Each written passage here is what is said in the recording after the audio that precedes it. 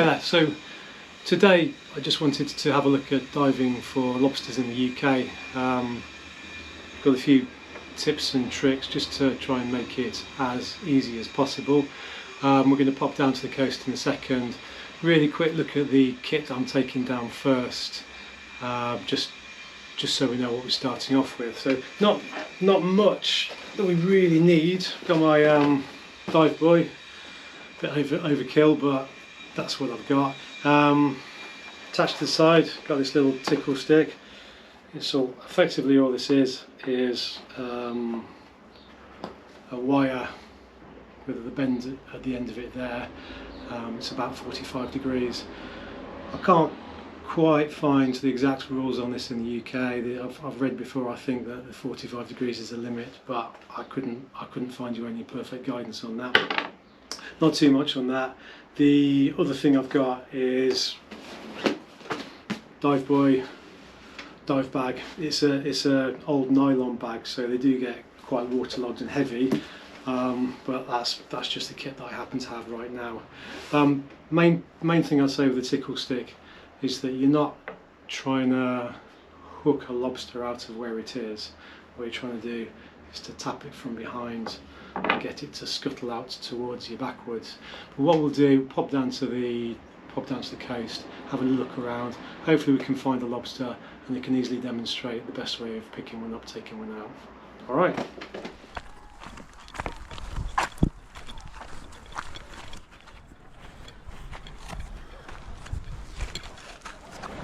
Oh yeah, that's quite a warm walk down. Sea's looking pretty lush though. Just got to avoid running over, I guess. So got my gear, spear gun, tickle stick. Oh dear, not planning on using the gun. Really that's just here in case there's nothing else to see but decent sized bass. But yeah, really aiming for lobsters today, just having a look at how to take them out and pick them up. So yeah, let's go and reel off and see.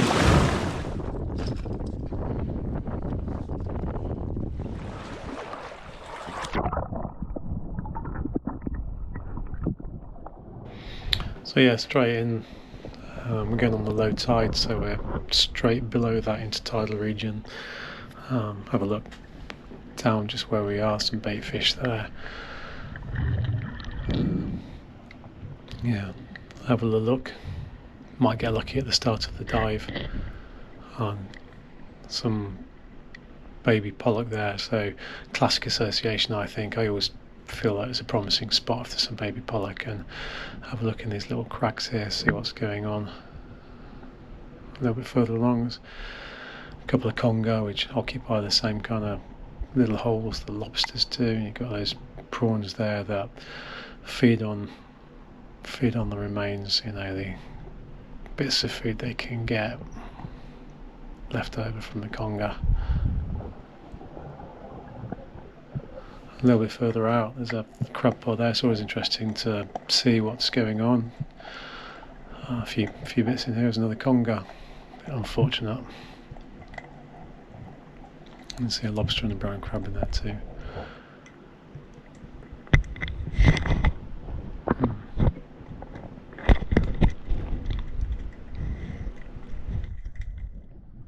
Okay, so push through here, some mermaid's tresses, seaweed. Quite often see bass or mullet, this kind of region here.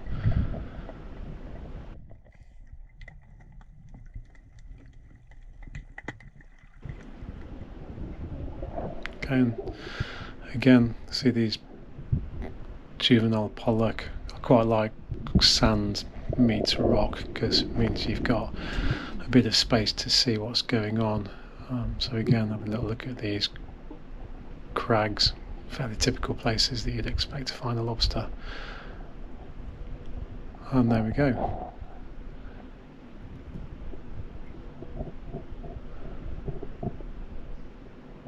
That's an inquisitive one, this one. Come on, let's have a look.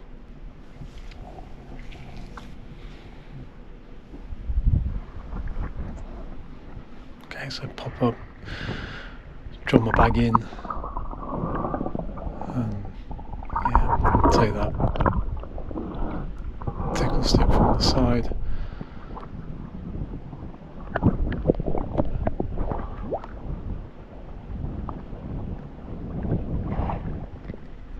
And then drop back down again to the same spot.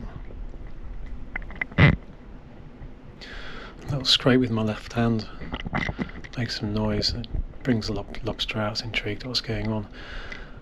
And I'm just trying to get the tickle stick behind the lobster, try and stop it scooting back into its hole, give it a gentle tap, there we go. And then as it points backwards towards me, grab it from behind. Really straightforward. And then back up. So yeah, put my hand inside the dive bag, so invert the bag around the lobster and you don't have that problem of the lobster's claws or whatever else grabbing hold of the bag on the way in. I've been stuck before with that. So yeah, hand inside the bag and bring it around the outside of the lobster. Really simple, straightforward way of collecting. Okay, cool. So yeah, lobster, good, happy days. Key points with regards to the lobster. So you've got to be really careful. You'll come across buried lobsters, and you'll see eggs running along down this area here, down to the tail. So obviously can't take those. And the other thing is, here we go. Keep an eye out for V-notching or damage on the tail as well down here, because again that'll make your lobster illegal. Yeah, so along those lines, here's an interesting find.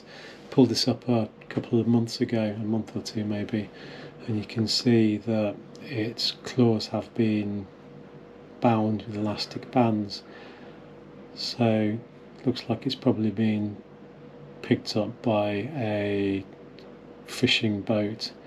But if you zoom in here, if you look carefully at the tail, you can see that you do have these black circles down here. So this is a buried lobster. This is carrying eggs on its tail.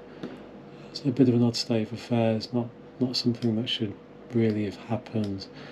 So as you can see from the next picture, we cut the bands and